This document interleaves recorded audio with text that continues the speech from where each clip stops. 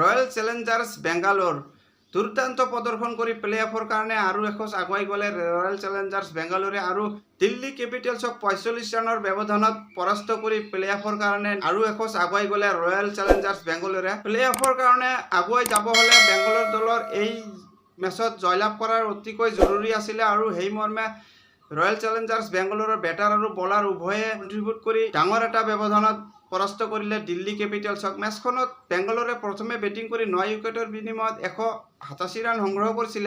বেঙ্গালোরের হয়ে প্রথমের পরায় ভাল একটা স্টার্ট পাইছিল যদিও পিছলৈ উপর্যুপরি উইকেট হয়ে আছিল, যার কারণে প্রথম স্টার্টর অনুযায়ী বেঙ্গালোর দলে 200+ রান সংগ্রহ করব লাগিছিল, কিন্তু শেষলৈ দিল্লী ক্যাপিটালসর বলারসকলের ডেথ ওভারত দুর্দান্ত বোলিংর কারণে 187 রানের ভিতরতে থমকি যাবলগীয়া হৈছিল বেঙ্গালোরের। আর বেঙ্গালোরের হয়ে বিরাট কোহলিয়ে ভাল এটা আরম্ভণি দিছিলে। বিরাট কোহলিয়ে যি প্রথমের পরাই এগ্রেসিভ মুডত খেলি আছিল আৰু কেবল মাত্ৰ 13টা বলৰ সন্মুখীন করে 27 রানের এটা কেমিও ইনিংসর উপহার দিছিল। আর বিরাট কোহলির এই ইনিংসর মূলতে বেঙ্গালোর দলে প্রথমরে পরাই যেন ডাঙর স্কোরের দিশে যাব পাৰিছিল। তাৰোপৰি ডুপ্লেসি 6 রানের স্কোরতে আউট হয়েছিল যদিও হুইল জ্যাকো মেচখনত ভাল এটা সহযোগ আগবঢ়াইছিল। হুইল জ্যাকে 41 রানের বৰঙণি আগবঢ়াইছিল। আৰু বিরাট কোহলি আউট হওয়ার পিছত রজত পাটিদারে যি এটা ইনিংস উপহার দিছিলে সেই ইনিংসর মূলতেই রয়্যাল চ্যালেঞ্জার্স বেঙ্গলোর ডাঙর স্কোরের দিকে যাব পাৰিছিল।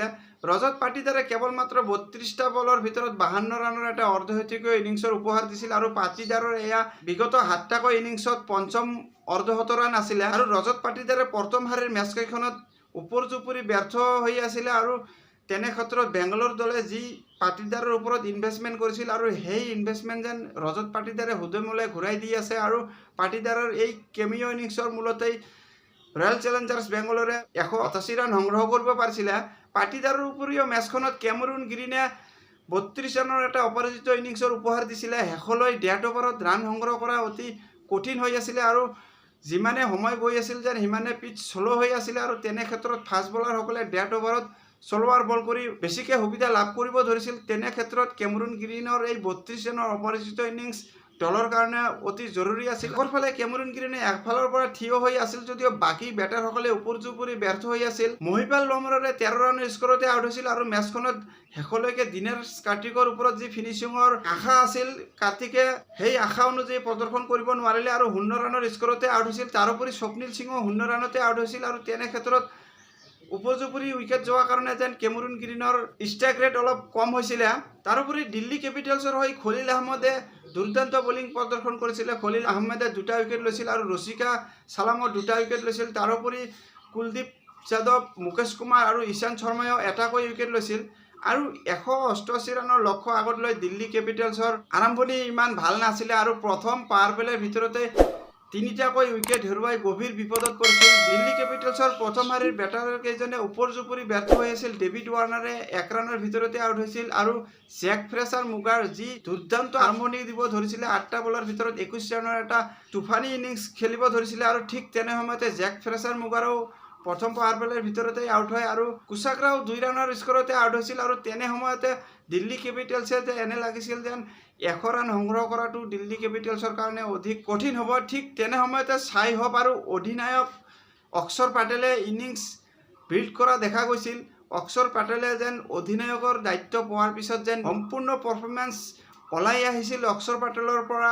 আৰু সাই হাপৰ লগত 56 ৰানেৰ এটা পাৰ্টনাৰশিপ কৰেছিল, যাৰ কাৰণে দিল্লী ক্যাপিটালসে উপৰ্যুপৰি 3টাকৈ উইকেট হেৰুৱাৰ পিছতো মেচখনত সমানে সমানে আগুৱাই থকা দেখা গৈছিল। পিছলৈ সাই হপে 29 ৰানেৰ স্কোৰত আউট হৈছিল যদিও অক্ষৰ প্যাটেলে অৰ্ধশতৰান সম্পূৰ্ণ কৰে। আৰু শেষলৈকে কেবল মাত্ৰ 39টা বলৰ ভিতৰত 57 ৰানৰ এটা তুফানী ইনিংসৰ উপহাৰ দিয়ে, যাৰ কাৰণে দিল্লী ক্যাপিটালসে মেচখনত জয়ৰ দিশে আগুৱাই যাব পাৰিছিল। আৰু এনেও লাগিছিল যেন শেষলৈ যিহেতু ট্ৰিষ্টেন ষ্টুপছৰ নিচিনা এজন ফিনিচিং দিয়া উফানি বেটাৰ আছে আৰু দিল্লী ক্যাপিটালসে হয়তো মেচখনত জয়লাভ কৰিব পাৰে। ঠিক তেনে ক্ষেত্ৰতে সাই হপ আউট হোৱাৰ পিছতে যেন উপৰ্যুপৰি আন এজনে আউট হৈ গৈছিল। আৰু ষ্টুপছৰ ওপৰত যি আশা আছিল সেই আশা মৰ্মে ষ্টুপছে যেন নিৰাশা কৰা দেখা গ'ল আৰু 3 ৰানৰ স্কোৰতে আউট হয়। শেষলৈ অক্ষৰ প্যাটেলে 57 ৰানৰ স্কোৰত আউট হোৱাৰ পিছত যেন দিল্লী ক্যাপিটালসৰ বাকী বেটাৰসকলে অতি সোনকালে আউট হয় আৰু 140 ৰানৰ ভিতৰতে ইনিংছ সামৰি ল'বলৈ বাধ্য হয়। আৰু ইয়াৰ মূলতেই আছিল ৰয়্যাল চ্যালেঞ্জাৰ্স বেঙ্গালোৰৰ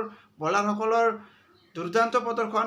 বেঙ্গালোৰৰ ফাষ্ট বলাৰসকলেই হওক বা স্পিনাৰসকলেই হওক সকলোৱে মিলি উইকেট লোৱাত এটা পাৰ্টনাৰশ্বিপ গঢ়ি তুলিছিল, যাৰ কাৰণে দিল্লী কেপিটেলছে ডাঙৰ ব্যৱধানত পৰাজয় বৰণ কৰিবলগীয়া হৈছিল। আৰু ফাষ্ট বলাৰ য়েছ ডয়েলে প্ৰথম পাৱাৰ প্লেত যি বলিং কৰিছিল সেয়া প্ৰশংসনীয় আছিল, আৰু শেষলৈও ডেথ অভাৰতো এটা উইকেট লোৱা দেখা গৈছিল য়েছ ডয়েলক। তাৰোপৰি য়েছ ডয়েলে যি এটা ৰান আউট কৰিছিল জেক ফ্ৰেচাৰ মুগাৰক সেয়া প্ৰশংসনীয় আছিলে। আৰু য়েছ ডয়েলে নিজৰ স্পেলত কেৱল মাত্ৰ 20 ৰান ব্যয় কৰি 3টা গুৰুত্বপূৰ্ণ উইকেট লৈছিল। তাৰোপৰি লকি ফৰ্গিছনেও কেৱল 23 ৰানৰ বিনিময়ত 2টা উইকেট লৈছিল। আৰু কেমেৰুন গ্ৰীণে বিশেষকৈ বেটেৰেও ভাল এটা ইনিংছৰ উপহাৰ দিছিল, আৰু বলিঙতো ইকনমিকেল বলিং কৰা দেখা গৈছিল কেমেৰুন গ্ৰীণক। আৰু এই মেচৰ দ্বাৰাই যেন কেমেৰুন গ্ৰীণে নিজৰ ফৰ্মলৈ উভতি আহিলে, আৰু 4 অভাৰৰ স্পেলত কেৱল মাত্ৰ 19 ৰান ব্যয় কৰি এটা গুৰুত্বপূৰ্ণ উইকেট লৈছিল। আৰু তাৰোপৰি মহম্মদ চিৰাজেও এটা উইকেট লৈছিল পাৱাৰ প্লেৰ ভিতৰতে। আৰু য়েছ ডয়াল আৰু লকি ফৰ্গিছনক উইকেট লোৱাত ভাল পাৰ্টনাৰশ্বিপ কৰিছিল প্ৰথম পাৱাৰ প্লেৰ ভিতৰতে মহম্মদ চিৰাজে, যাৰ কাৰণে দিল্লী কেপিটেলছে প্ৰথমৰে পৰাই বেকফুটলৈ যোৱাত বাধ্য হৈছিলে। আৰু ৰয়েল চেলেঞ্জাৰ্ছ বেংগালোৰৰ এই জয়ৰ দ্বাৰাই প্লে অফৰ কাৰণে যেন আৰু এখোজ আগুৱাই গ'লে, আৰু অনাগত মেচত যদিহে চেন্নাই ছুপাৰ কিংছক নেট ৰান ৰেটত যদি পৰাস্ত কৰিব পাৰে, তেনেহ'লে হয়তো ৰয়েল চেলেঞ্জাৰ্ছ বেংগালোৰৰ প্লে অফ প্ৰায় নিশ্চিত হ'ব। আৰু যদিহে লক্ষ্ণৌ ছুপাৰ জয়েণ্ট বা গুজৰাট টাইটেন্সে এটাকৈ মেচত পৰাজয় বৰণ কৰে, আৰু তেনে ক্ষেত্ৰত ৰয়েল চেলেঞ্জাৰ্ছ বেংগালোৰৰ প্লে অফ নিশ্চিত হ'ব। আৰু বিৰাট কোহলিৰ সকলো ফেন্সসকলেই আশা কৰিব যেন বেংগালোৰ দৰে প্লে অফলৈ যাব পাৰে, তাৰে আশা ৰাখি আজিলৈ ইয়াতে সামৰিছোঁ। ভিডিঅ'খন চাই ভাল পালে লাইক আৰু ছাবস্ক্ৰাইব কৰিব। ধন্যবাদ।